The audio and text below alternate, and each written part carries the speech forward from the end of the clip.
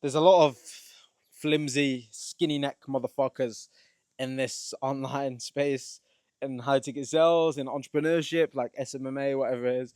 Because obviously, like, the old age of entrepreneurs would be like the most masculine men because that they're the people that have the highest risk tolerance, the highest stress tolerance, and they're the most ambitious people. So they would be the people that go ahead to go start businesses and they'd build these big corporations in these competitive fields, these competitive, boring industries.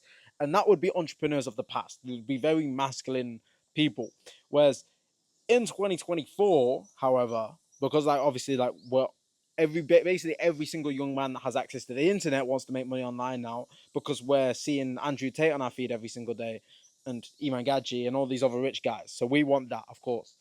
But what happens there is because now we can literally get rich and make money from the comfort of our own home, literally without having to do a lot.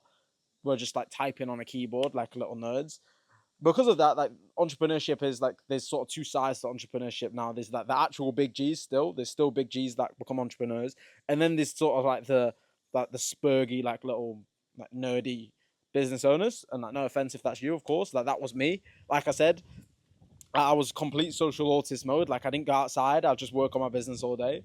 Whereas this year I've decided to make the change and actually, live more of a high energy lifestyle. But one thing that was really important for me, and I think that every single man needs to go through this. So for some context here, says last year, 2023, I had 5 or 6 boxing fights. I can't remember exactly. I had my first boxing fight at the end of 2022. I had a boxing fight October and then December, and then I had 5 or 6 fights last year as well. So at the moment in boxing, I'm either 6-1 or 7-1. Maybe I'm 5-1. Shit, I don't even know. I think I'm 6-1. I think I'm 6-1 in boxing, and then I fought in the WKO European Ring Sports Championship. Fought in the final against Will Courtney. Got a silver, so silver in the European title.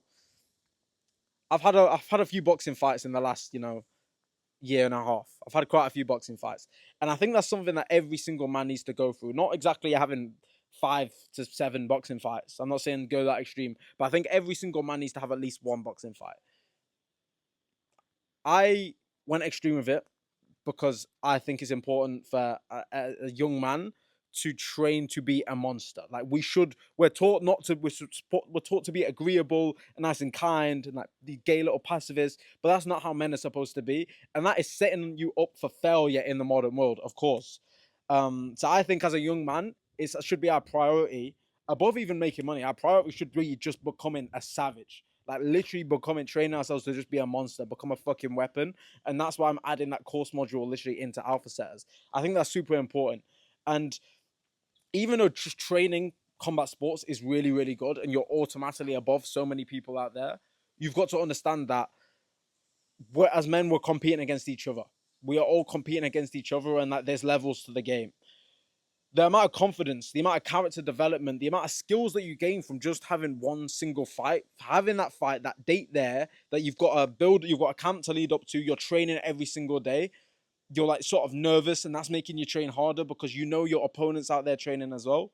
And you put your skills to test. You go out there in front of a full crowd of 500 people and you literally go fight this guy in front of 500 people, potentially to the death. Because I've seen people die in the boxing ring. UWBC March in Harvey Haddon, Nottingham. I've seen people die in the boxing ring. So you're going out there to put your life on the line, fight someone potentially to the death potentially in front of like 500 people. That is so much character development, and you're automatically going to separate yourself from the rest of the geeks in your industry. There's levels to the game. Just training boxing, that's great, but one thing that I noticed is the most improvements I made as a boxer was from actually having fights. The amount of progress, like, because I've boxed for like 4 years, and I was like steadily getting better, steadily getting better, steadily getting better at boxing over the last 3 years. And then as soon as I started to have fights, and I had 6 fights in like a year or something, my boxing progress went boom. And now when I spar guys that haven't had fights, it's like even if they've been training for 10 years, there's just levels to it. Like I don't know what to say. Like I've never fought someone, I've never sparred someone that hasn't had fights and they've been better than me. because the amount of extra XP that you gain from having those fights, it progresses you so much more. It's like being in the gym, and it's like if you never train heavy, you never really push yourself, like find your 1 rep max or maybe do 5 reps, and that you never like push yourself strength wise, you're never going to know your true potential, and you're not going to build strength as fast as you could be building strength if you just push yourself every now and again. I think every man needs to have a boxing fight, because yeah, the just learning how to control those nerves before a fight is like one really good point there. Because of course, like, you're sitting in the back, the anticipation, you don't really know what to expect, you've never done this before, you're in front of loads of people, you don't want to get knocked out. It's a nerve-wracking thing. But like, once you've conquered that fear, and you've walked out there anywhere, despite the emotions that you're feeling, despite the nerves, despite like the voice inside your head that's telling you not to do this, if you can overcome those emotions and you can do it anyway, then there's nothing else that you can't conquer. That is like the scariest thing that you're gonna have to face, pretty much. And then like, once you can deal with that unfazed, you can go out there and smash it and beat the fuck out your opponent despite all those nerves. Then like, what can't you do in life? You're gonna be able to conquer everything. Nothing is gonna phase you anymore. Social interactions are not gonna phase you. Talking to the girl at the gym is not gonna phase you, because you've done worse. You've literally done things 10 times worse voluntarily as well. The voluntary aspect is another great point. Like, you're literally forcing yourself into an uncomfortable situation. The amount of character building that is, there's nothing that compares. This is like our rite of passage as men. This is what's gonna give you your balls, bro. I think all men need to experience that. Like, you don't understand it until you've done it, and I think it's something that all men need to experience. Because yeah, even being out here in Thailand, there's some big G's. There's some really big G's, guys that are fucking wedge. They're wedge. They're like attractive. They're making 20K a month through high ticket sales or their own business, but like, they can't hold eye contact. Like, they're just awkward and shy and timid, and like, you feel like you could just go and they'll be like like.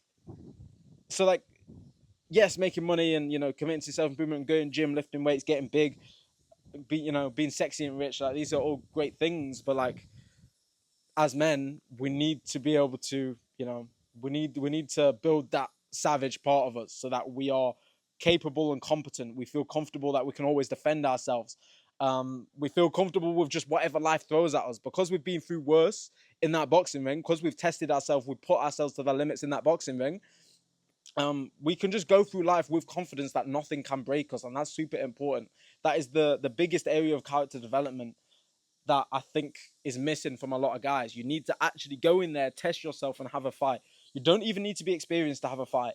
There's something called UWBC, ultra white collar, UWCB, ultra white collar boxing, here in the UK, where you basically just sign up. They train you for free for the next 8 weeks, and then you have a fight at the end of it. You don't have to pay anything. It's like a charity event.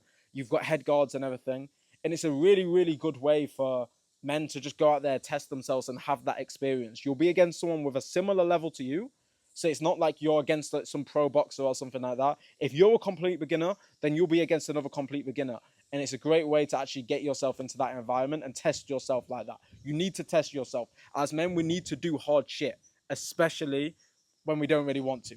Do the hard work, especially when you don't feel like it, right? We need to do that. We absolutely need to do that. So yeah, if you're watching this video, I definitely think everyone should do that. Alpha setters. Oh, you know what? Maybe I should make it a requirement for alpha setters to have a fight. That's a great idea. Alpha setters should have a fight. Yeah, go and have a fight, boys. It's gonna do so much good for you. Having a fight is literally gonna make you a better man. You heard it here first. Please implement this. Go out there, start training, start fighting, and as always, keep grinding.